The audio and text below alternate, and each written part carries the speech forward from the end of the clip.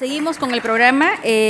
La siguiente ponencia es, el tema es Nuevas manifestaciones de la brecha digital, brecha de uso, por el ingeniero David Chávez. El ingeniero David Chávez es ingeniero mecánico, magíster en física aplicada y doctor en ingeniería. Dirige desde 1997 el Grupo de Telecomunicaciones Rurales GTR de la Pontificia Universidad Católica del Perú, dedicado al estudio de la relación entre las TIC y desarrollo humano en los entornos rurales del Perú y Latinoamérica. Tiene a su cargo desde el 2006 el curso de Telecomunicaciones y Redes de Información de la carrera de Ciencias de la Información. Actualmente es profesor del Departamento de Ingeniería, sección Ingeniería de las Comunicaciones de la PUC. Adelante, profesor. Muy buenas noches. Un gran gusto participar en este coloquio. Quiero felicitar la iniciativa de haberlo llevado a cabo.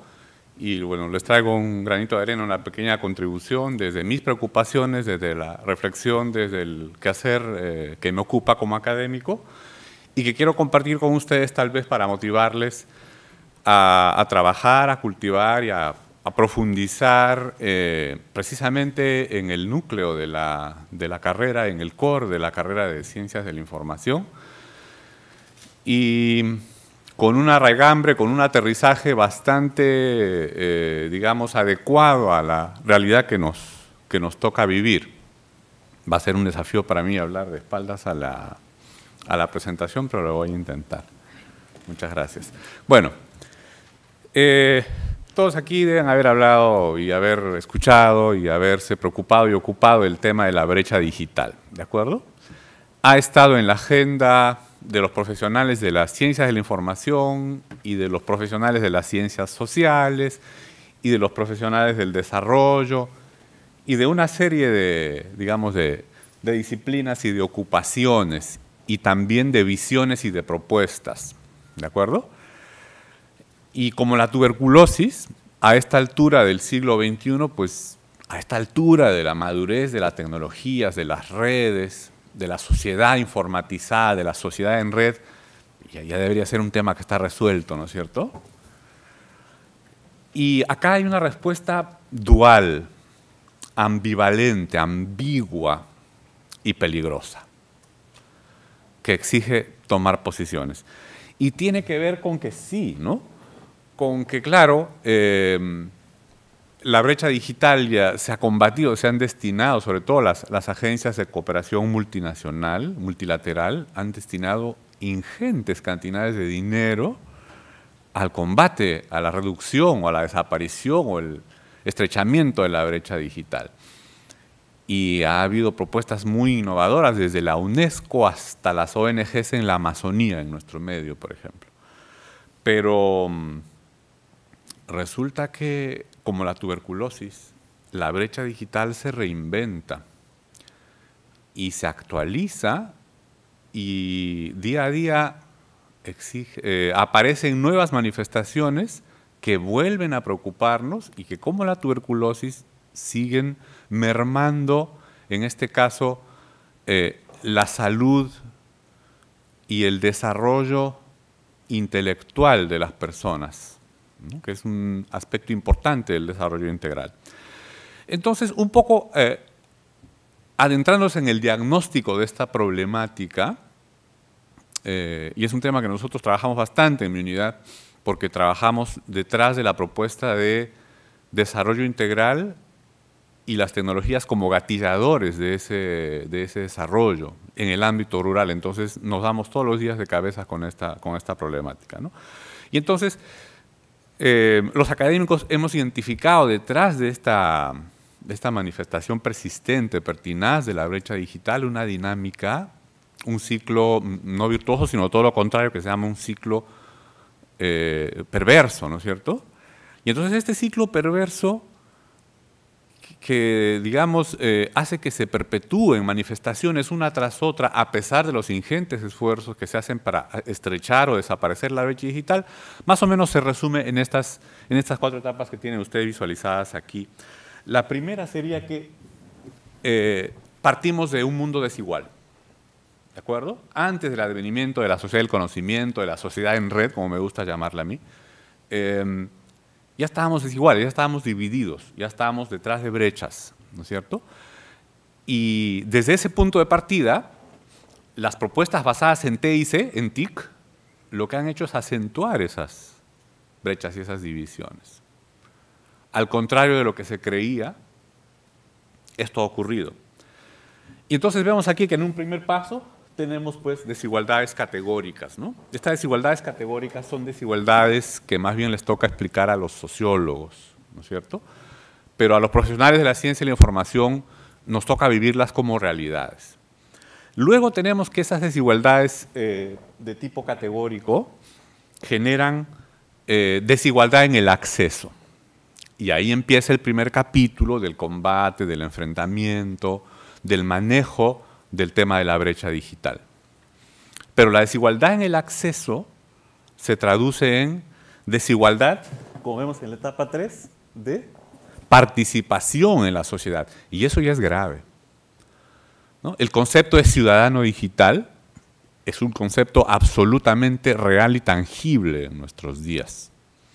¿De acuerdo? Es más, en el Perú, detrás de la iniciativa de la ONGI, hay trámites que por ventanilla se hacen a un costo de más o menos 20 días hombre y que por correo electrónico o que por formato web 2.0 se hacen en aproximadamente 30 minutos hombre, en el Perú, como lo vivimos hoy en día. Entonces, un trámite que me toma 20 días hacerlo por ventanilla, lo puedo hacer en 30 minutos a través de la interfaz web de una cierta oficina con mandato constitucional de acogerlo en el Perú. ¿De acuerdo?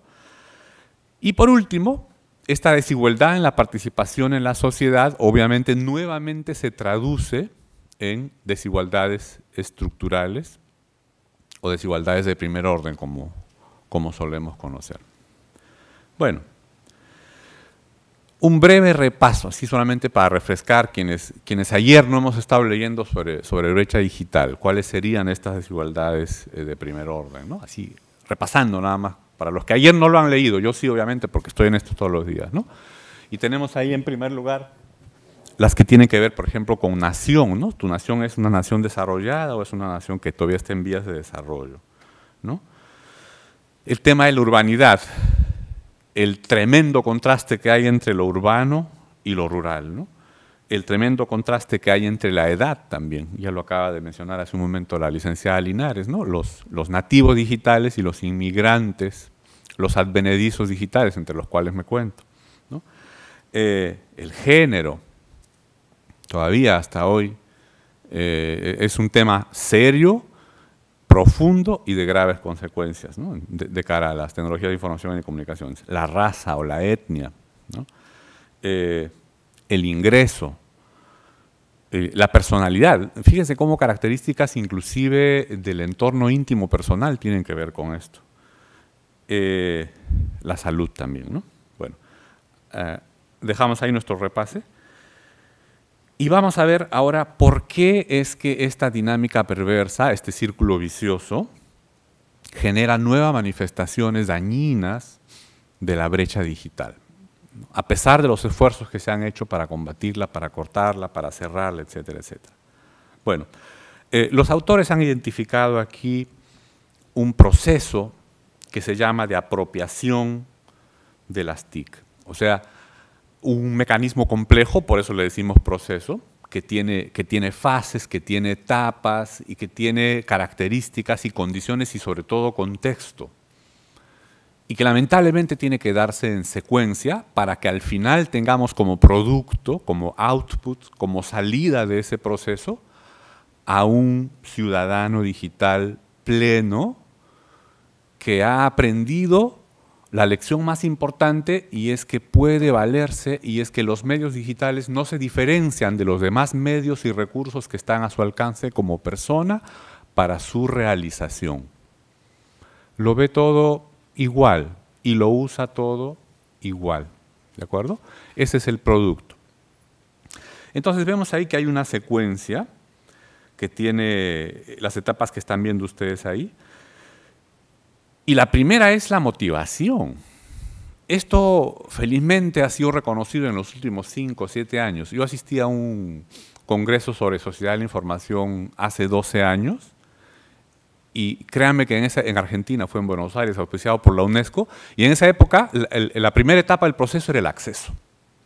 O sea, se daba por sentado que toda persona en este mundo quiere acceder, vehementemente quiere conectarse, quiere ponerse en red y quiere manejar las TIC.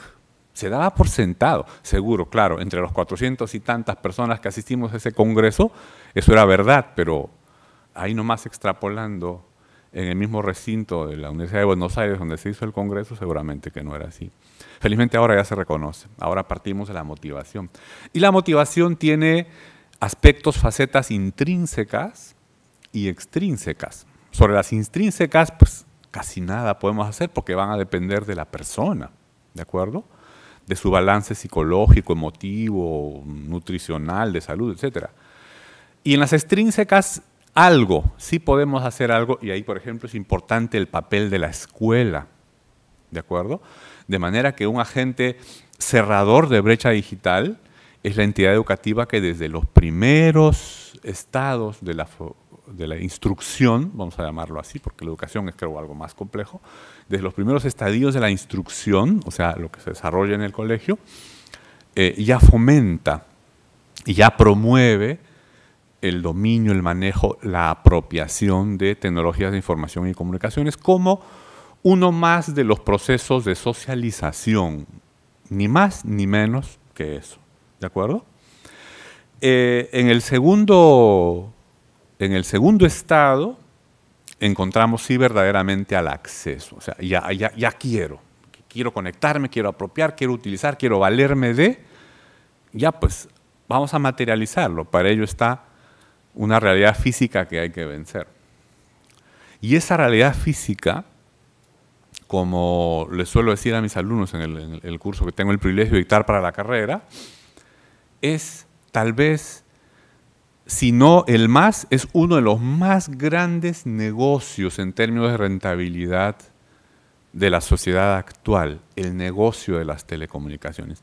¿Y por qué lo enfoco y lo presento de esa forma?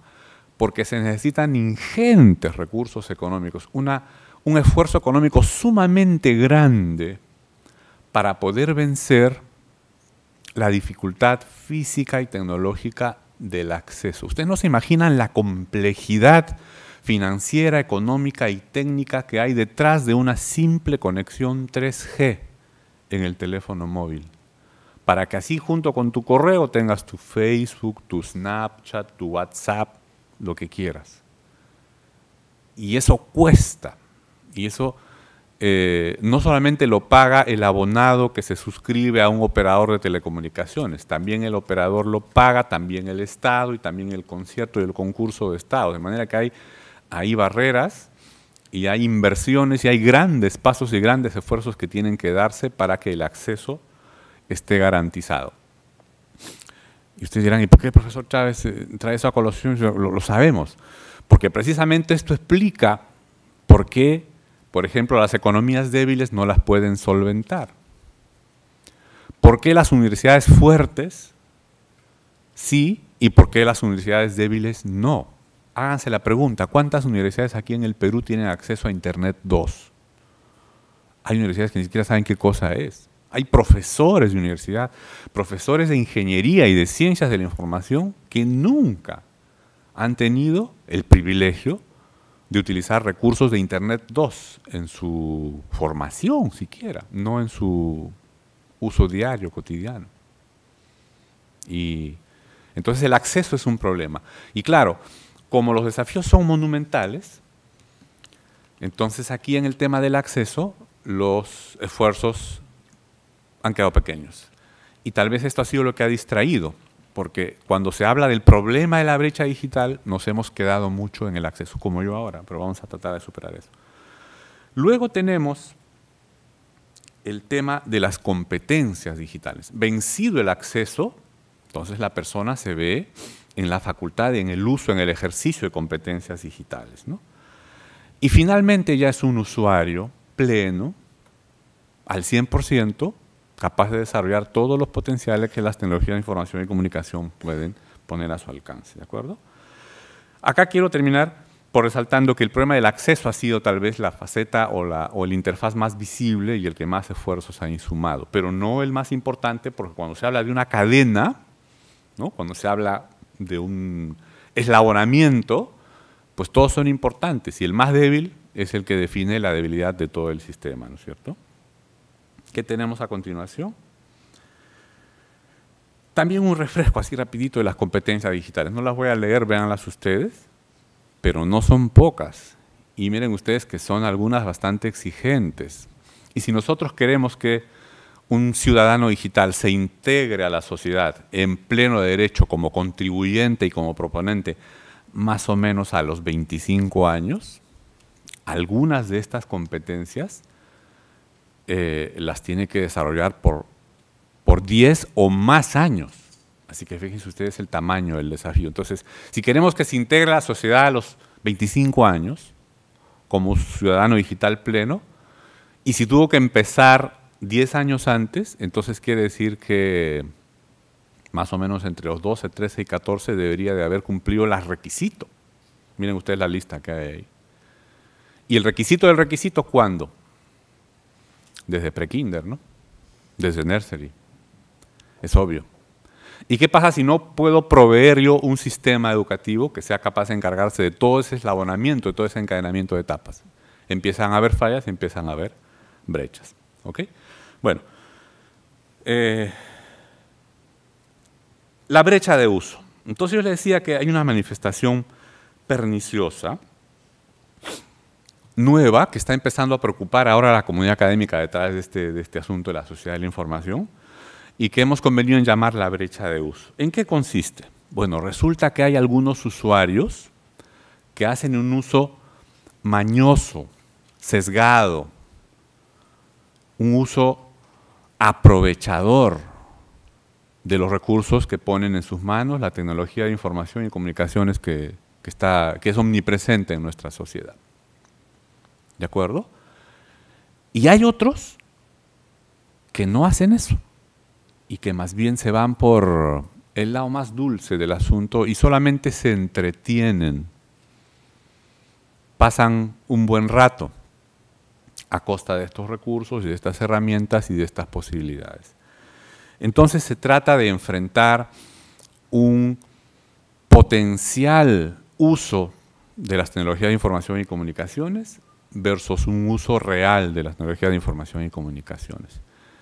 Y frente a esto, hay grupos, empiezan a aparecer élites, y ahí tenemos una brecha digital en una nueva manifestación, porque superado el asunto del acceso, ahora que ya están todos detrás del lado de que tienen el acceso, aún así no hay igualdad. ¿De acuerdo? Manifestaciones de la brecha de uso. Por ejemplo, en la educación, ¿no? o utilizando como criba o como criterio clasificador la educación. Un estudio realizado en 2010 en Holanda y publicado en 2011 revela que de 31 aplicaciones de Internet investigadas, ¿no? 15 de las cuales son aplicaciones etiquetadas como serias, 6 etiquetadas como entretenimiento, 10 como neutrales. Resulta que las personas con bajo nivel de estudios, o sea, con los que no han accedido a educación universitaria, utilizan significativamente más entretenimiento, 37% más que aquellas con mayor nivel de estudios. Y abajo está la cita por si alguien quiere acceder al documento original. ¿De acuerdo? En conclusión, la brecha de uso, este diferente abordaje de los recursos, de las posibilidades y de las potenciales que trae las tecnologías de red, las tecnologías de información y comunicaciones, genera una estratificación de la sociedad, aún en los países desarrollados, donde aparecen claramente 3 segmentos divididos. En el núcleo, una élite informada, que es la que hace este uso provechoso de todos los recursos. ¿Para qué? Para aprender más y más rápido. Por ejemplo, para, en 5 años, no tener una, sino 2 licenciaturas. No hacer una, sino 2 maestrías. ¿De acuerdo? Para conseguir mejores oportunidades de trabajo, para conseguir descuentos en las compras, etcétera, etcétera, etcétera. Luego hay un segundo grupo que se entretiene mucho con las tecnologías de información y comunicación y que está contenta porque puede ver sus películas en Netflix, ¿no?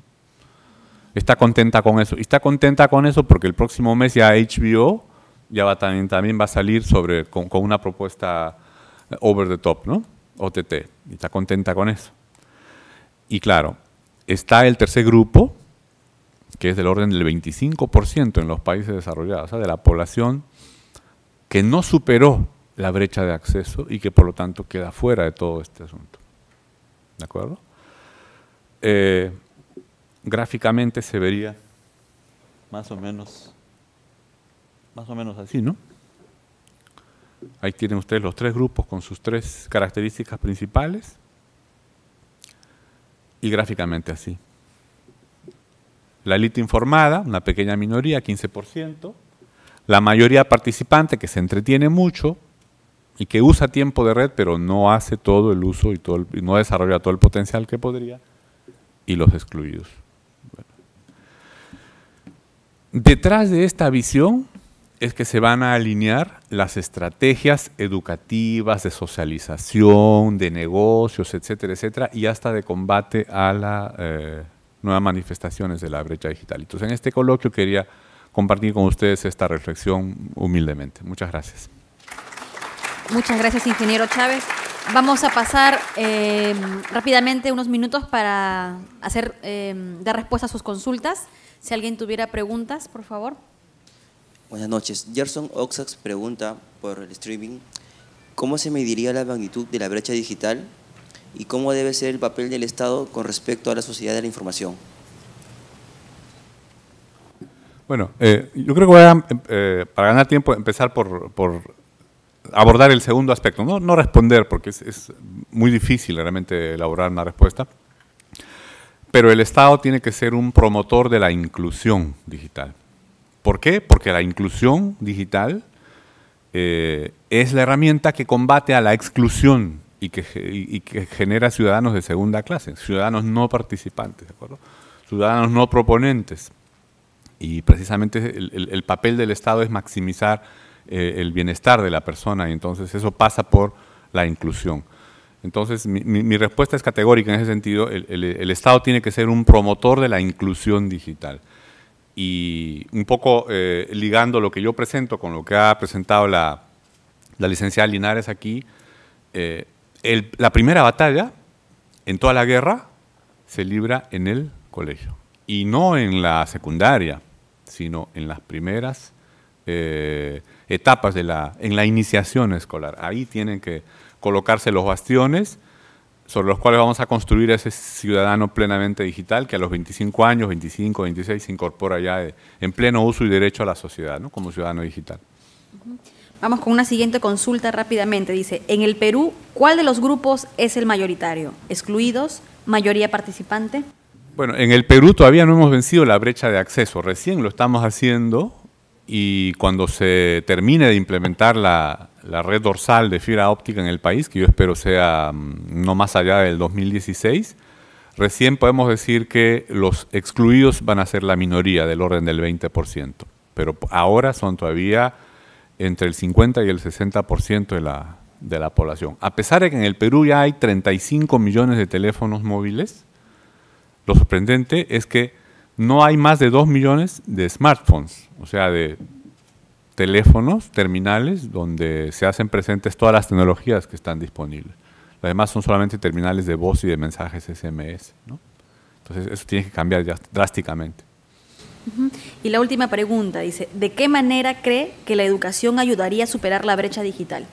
Bueno, yo estoy convencido de que la educación es la única forma de superar la brecha digital. Es la única. No es que de qué manera, sino que no hay otra manera. ¿Y por qué? Porque porque incorpora en el modus vivendi de la persona desde la más temprana edad el criterio y el refuerzo de la idea de que las tecnologías de información y comunicación sirven principalmente para informar, ¿de acuerdo? No para juzgar, No para valorar, para informar, para que la persona se acostumbre a tomar decisiones informadas. Eso lo aprenden los niños de 3 años. Y si lo practican toda la vida, imagínense el producto que conseguimos. Por eso estoy convencido que la educación es la forma de combatir la brecha digital. Muchas gracias, ingeniero Chávez. Un aplauso, por favor.